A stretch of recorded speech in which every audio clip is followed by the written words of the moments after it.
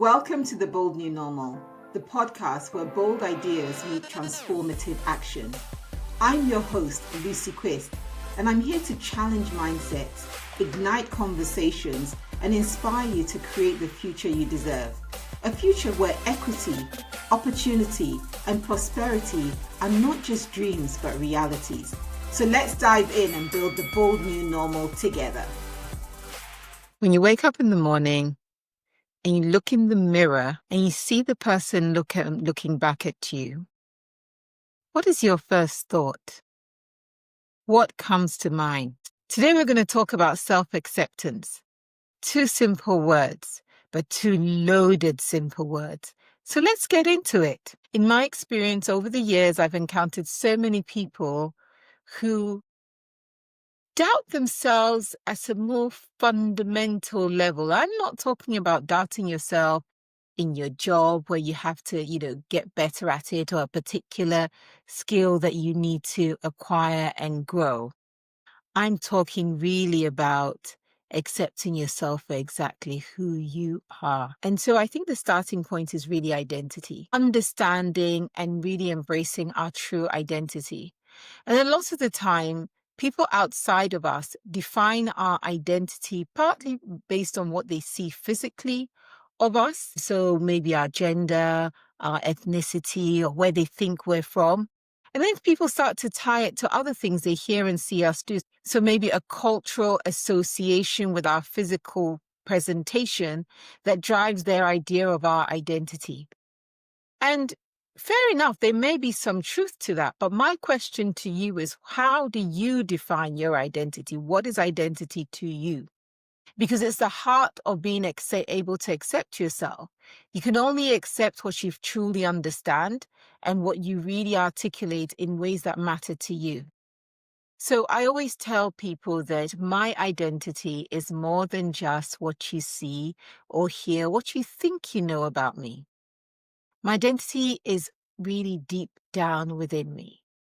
It is what I value the most, what I associate with the most when I think of myself mentally, and what I try to manifest more and more each and every day through my behaviors, the things I say, and things I do. And so for those of you who, like me, are Christians, I say to every Christian that your fundamental identity, first and foremost, is that you are made in the image of God. And that identity far supersedes anything else anyone can describe you as. That's my first and foremost identity. Before I come to the idea of being a woman and all the responsibilities that come with that, or being a wife, or being a mother, or being a professional, or being whatever you want me to be, an engineer from a certain part of the world, all of those aspects of identity are secondary to your core identity that you associate with. So I would really encourage you to spend some time looking at the core of who you are, that identity. Number 2, know yourself in depth. What are your strengths? What are you really, really good at? And what are you not so good at? And some of the things you are not so good at may or may not necessarily be weaknesses. They're things you can actually leverage maybe in ways that can become strengths, or just accept that you're just not good at those things and you put them to one side. What are the opportunities around you? And what are the threats that you face? Now, why is this important? According to psychologists, what we actually do is we're more likely to compare areas where we are weak to areas where other people are strong and put ourselves down. Now, the fact that it's a weakness for me doesn't mean that I don't have strengths that I shouldn't focus on and bring to the table. Still on the subject of knowing yourself, what is your culture? What's your cultural identity? What are the things you like and you dislike? Are there particular situations and people that get the better of you or bring out the best in you? And what are the places that you enjoy being? Knowing yourself really is about understanding how you respond to life and what drives your response to life. Another aspect of knowing yourself is identifying your values. And I have a very long list of values. But when it comes to my professional values, I tell people that I value excellence, I value integrity, and I value generosity. When it comes to my life values, it's faith, family, and friends. So you start to see now, these are my short list versions, but I have a much longer list of things that I really value and drive the way I think about living my life.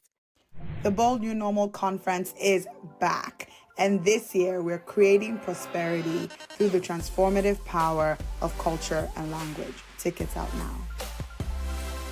The third aspect about self-acceptance is knowing your ambition. What do you really want out of your life? What are your realistic visions for your future? What do you want to do with the lifetime, the time, the energy, the resources that come your way? Because then you prioritize, and in that mode of being self-accepting, you'll drive towards what empowers you and energizes you positively. You know, I have a fourth point here, which is I find very personal. And it took me quite a while to fully embrace this. And I'd like to hope that I fully embraced it, but, I still have my off days. And that fourth aspect is knowing that you are enough as you evolve to become all that you can be. Notice that I use the words evolve and become. It doesn't mean that you're a fully baked product. I'm not fully baked. But knowing that I'm enough where I am today, and knowing that being enough will allow me to evolve and become even more, is such a source of joy and renewal and hope and positivity that I really encourage everyone to know that you are enough right now. Doesn't mean that you are all that you will ever be, but you are enough right now. So where does this bring us? And you can see that this particular pod is all my podcasts are personal, but this is particularly personal, and it's leaving me to sort of reflect and think about experiences that have led me to capture these points. These 4 points that I've shared with you: identity, knowing yourself, ambition, and knowing that you are enough. But there's a fifth thing, which I wouldn't even call it a driver. It is more shaping your mindset around self-acceptance. And to be able to shape your mindset around your own self-acceptance, you have to allow yourself to not be haunted by your mistakes. Now, I'm not saying don't learn from them. We all must learn. And I say this to my children all the time. I say it to myself. Every time they make a mistake, my first point to them is that don't lose the lesson. When you make a mistake, invariably there's a price to pay. There are things that need to be corrected. There are things you should learn. But most importantly, don't lose the lesson. Don't let the mistake be in vain. Even when you've paid a price for it, there's also a lesson or several lessons to learn. And why is this important? I talked about it in one of my previous podcasts. If you don't learn the lessons of a particular experience, those lessons will be ahead of you to learn again. But if you take the time to learn the lesson, then you will then think about, what could I have done differently? What could I have prevented? What was within my gift to change? And how much of this mistake comes from a place of my natural propensity that perhaps I need to work on and change, rather than letting every mistake become an opportunity to just beat yourself up and slap yourself around the face and say how rubbish you are. You're not. If you didn't make any mistakes, you wouldn't be human.